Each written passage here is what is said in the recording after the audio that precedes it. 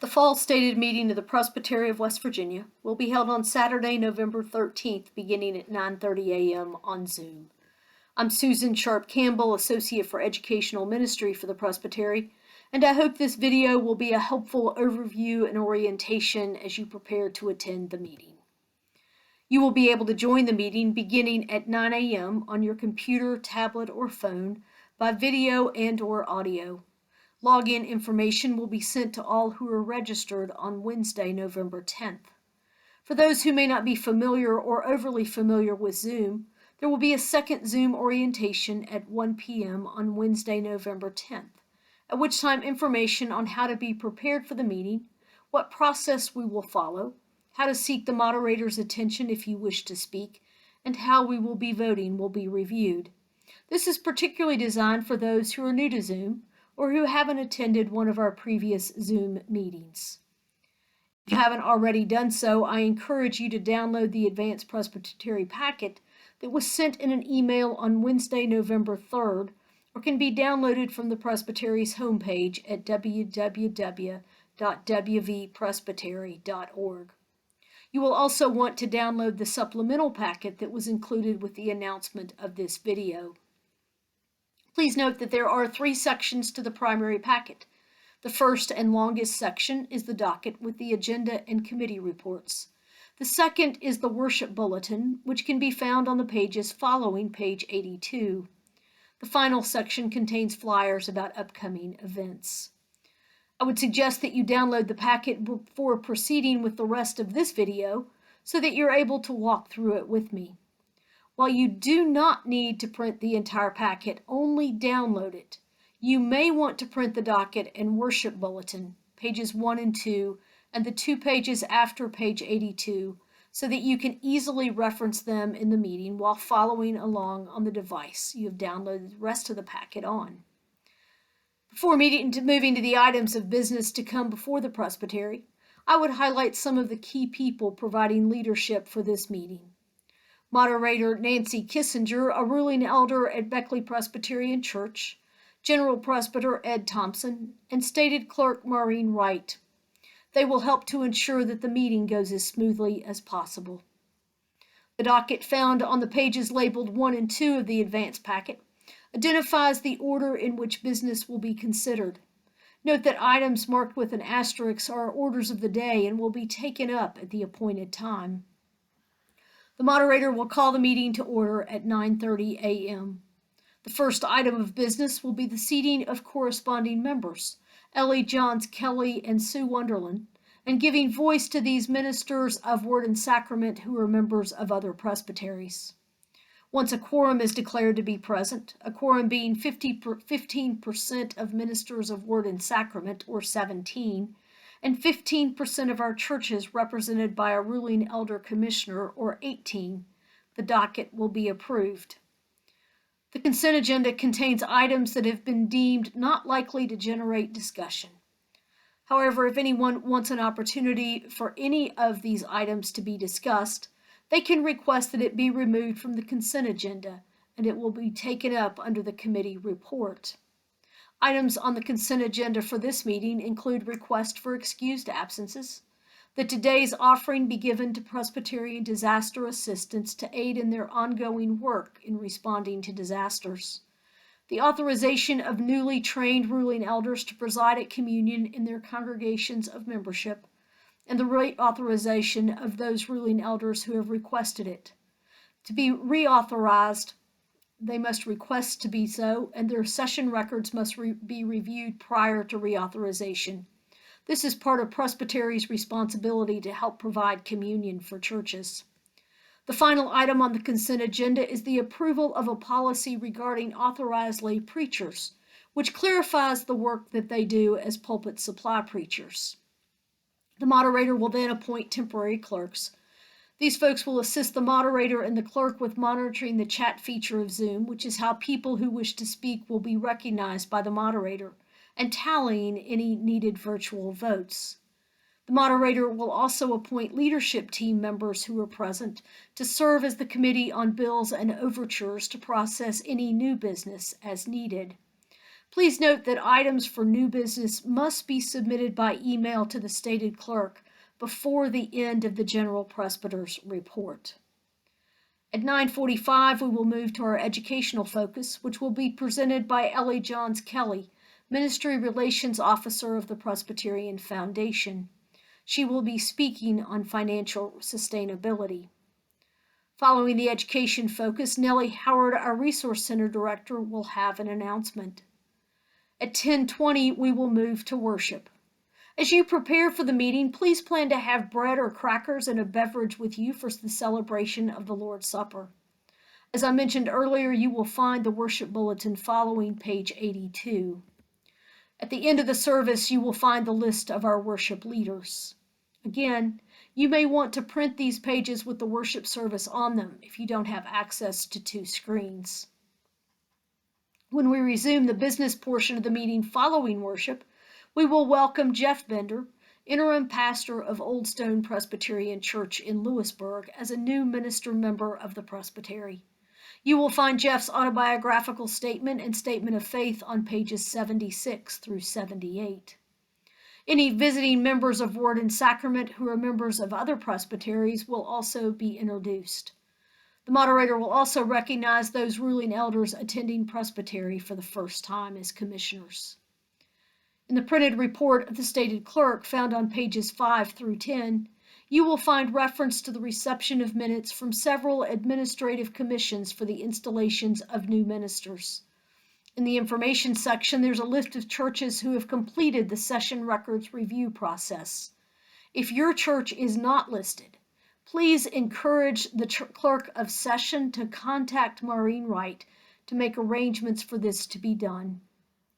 On pages 6 and 7, the required rolls and registers of the presbytery can be found. Page 8 has the recommendation from the stated clerk that this meeting be held by Zoom, with the special procedural matters we will follow. These include who the participants at this meeting are, that in order to be part of the meeting, persons must register no later than 3 days in advance or Wednesday, November 10th, how a quorum will be determined, how to be recognized by the moderator in order to speak, and the deadline for new business. Please note that if you get disconnected and try to reconnect during the meeting, every effort will be made to readmit you. On page 9, you will find the procedural matters we will also follow. These include principles of parliamentary law, courtesy to all, one item at a time, majority rule, respect the rights of the minority, justice for all, and partiality for none. As items are discussed, pro and con speakers will alternate, with individuals identifying the position supported. When one person has spoken on a pending question, all others wishing to speak will be heard before that person can speak a second time.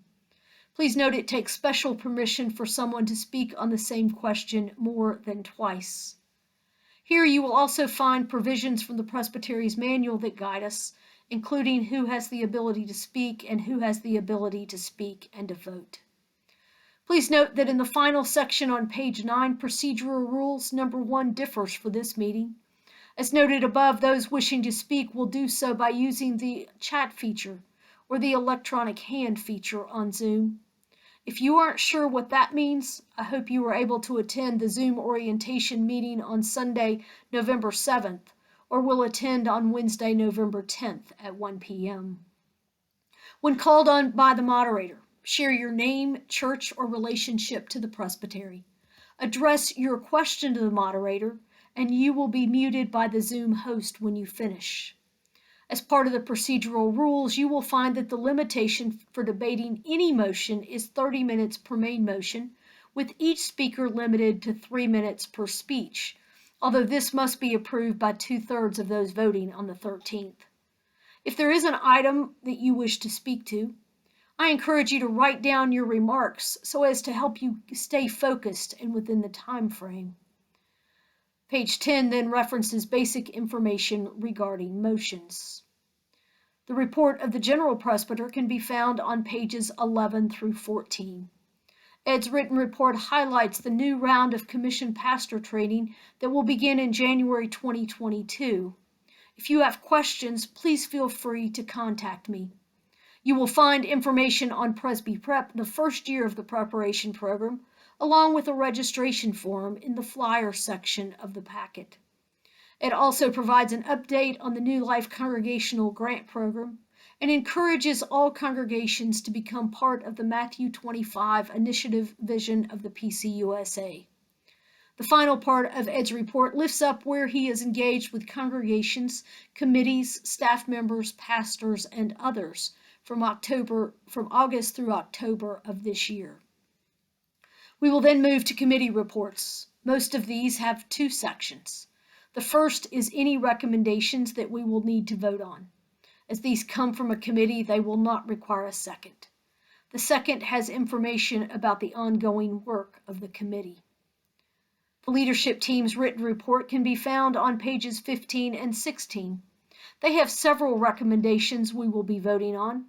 A recommendation for a member of the Committee on Representation, which nominates people to serve on Presbytery committees. A price increase for lunch at Presbytery meetings when we're in person. And changes to the New Life Congregational Grant Committee, which oversees grants to churches from monies received from the sale of church buildings where congregations have left the PCUSA or been dissolved. The information section of the leadership team reports highlights other aspects of their work, including the work being done in light of the Financial Sustainability Task Force report, which came to the Presbytery in August. Jim Wilson, a ruling elder at First Presbyterian Church, Clarksburg, is our Synod Commissioner. He will be updating us on the work of the Synod. Sue Wonderland, Transitional Synod Executive, will also be with us and share with us following Jim's report. Ellie Johns Kelly will then bring greetings from the Presbyterian Foundation, which seeks to strengthen congregations and related mission and ministry efforts by developing gifts and managing funds on their behalf. Sarah Specht, Program Director of Bluestone, will be sharing information about the 2022 camping season, which will include both traditional camp and family camp, the dates of which are in the information section of the Bluestone Committee report on page 17. She will also highlight the upcoming 5K run-walk. The Vocations Committee report can be found on pages 18 and 19. While the recommendations regarding ruling elders presiding at communion in their churches of membership and the policy on the service of ALPs will most likely have been approved on the consent agenda, you will find information in their report concerning Lauren Davis, a member of First Presbyterian Church Charleston, who has been approved to become a candidate for ordered ministry as a minister of Word and Sacrament. You'll also note that members of the committee also continue to regularly check in with our inquirers. The committee has spent considerable time this year reviewing documents related to the Authorized Lay Preacher Commissioned Pastor Preparation Program, authorized lay preachers, and the courses required for becoming commissioned pastors. You will find these documents on pages 20 to 25. While the policy, as with other policies, must be approved by the Presbytery, the other documents are provided for information and education. Good news from the pews will be next. This will be a time for all who are present to share one item of good news from their congregations with one another. This will be done in a breakout room format. No special skills are needed to participate in breakout rooms, so don't worry if you've never been in a Zoom breakout room before. When you are invited to join a breakout room, simply click on Join. The Stewardship Committee report is next and can be found on page 26 and following. Their report highlights that the auditors found no exceptions or issues as they completed the audit of our 2020 financial records. In the pages following the report, you will find budget versus actual financial information through the third quarter of this year, broken down by committees, and a statement of our financial position. Pages 28 to 34 contain information regarding benevolence pledges and per capita by church. You might want to check the report for your congregation. The final page shares financial information for Bluestone. Beginning on page 38, you will find the report of the Nurture Committee. In accordance with the Presbytery's Child Protection Policy, A Safe Child Oversight team has reviewed the policy and suggested several revisions that the Nurture Committee will be recommending. You will find the document with suggested revisions on pages 40 to 68. Changes are noted in red. I know this covers a lot of pages. An Appendix F with state code was sent in a separate document, but I hope you will please read over it as we seek to protect the most vulnerable with whom we work as a presbytery. The information section of their report then includes a number of educational faith-forming opportunities for adults and youth during 2022. Please note that throughout the year, email blasts are sent to church leaders about these events. The committee is counting on those who receive them to share them. Please do so. And please look for full registration information for the Presbyterian Youth Triennium in early December. The Committee on Representation, in its role as the committee which nominates persons to serve on presbytery committees, will be recommending persons to fill open positions in the presbytery, including the moderator for 2022 and 2023, a committee chair, several committee members, and a synod commissioner. These nominations can be found on pages 69 and 70. As with any nominations, there will be an opportunity for nominating persons from the floor. However, please be aware that if you wish to nominate someone for any of these positions, they must have agreed in advance of the meeting to serve if elected.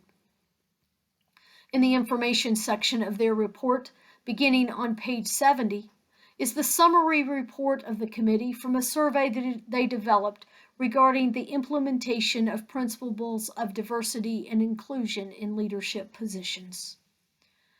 The final committee that will be reporting is the Committee on Ministry. You will find their report on pages 72 to 75. They are recommending that an administrative commission be formed to look into the life of Whittico Memorial Presbyterian Church in Keystone. Their recommendation specifies the scope and work of this commission. The information section of their report includes approval of session moderators in churches without pastors, committee liaisons for churches in pastoral transition, mentors for ministers who are new to the presbytery, review of exit interviews of commissioned pastor and session, approval of transfer of minister members to other presbyteries, approval of terms of call for several pastors and of matches between pastors and congregations, approval of a new pastor for membership in the presbytery, and other ongoing aspects of their work. Other committees have written reports only. The Administration Committee report is on page 79. The Mission Committee's report, which was on the consent agenda, is on page 80. The Relations Committee highlights its work on page 81. On page 82, you will find an evaluation form. You may complete this form. Complete the form that will be emailed to you following the meeting and send it to the Presbytery office, or find the evaluation on the website and complete it online. Any way is fine, but please do complete this form. It truly does help those who plan for future presbytery meetings. Following the evaluation form, you will find the second section of the advance packet, the Bulletin for Worship. As noted above, you will want to have this where you can see it during the meeting. The final section contains flyers of upcoming events. You can find information and registration forms for Presby Prep, the first year of the Authorized Lay Preacher Commission Pastor Preparation Program, which begins in January, and for the first two Toolbox courses in 2022, a preaching course with Jennifer Lord of Austin Seminary on January 29th, and a course on discerning God's call with Victoria Curtis to be held in April. I've tried to hit the highlights of what will take place at the meeting on November 13th, as well as the work of our committees. As mentioned earlier, I hope you will carefully read the entire packet prior to the meeting so that you can come familiar with the recommendations that will be brought and informed about the work of the presbytery through its committees. I also hope, though, that having read the packet, you will not come to the meeting with your mind made up as to how you will vote. As we gather in councils such as this Presbytery meeting, we rely on God's Spirit to help us discern where God is leading us. And this happens, we believe, as we discuss and decide together. So please come knowledgeable, but also open to where the Spirit might lead us. I look forward to seeing you on Saturday, November 13th on Zoom. Thanks for watching.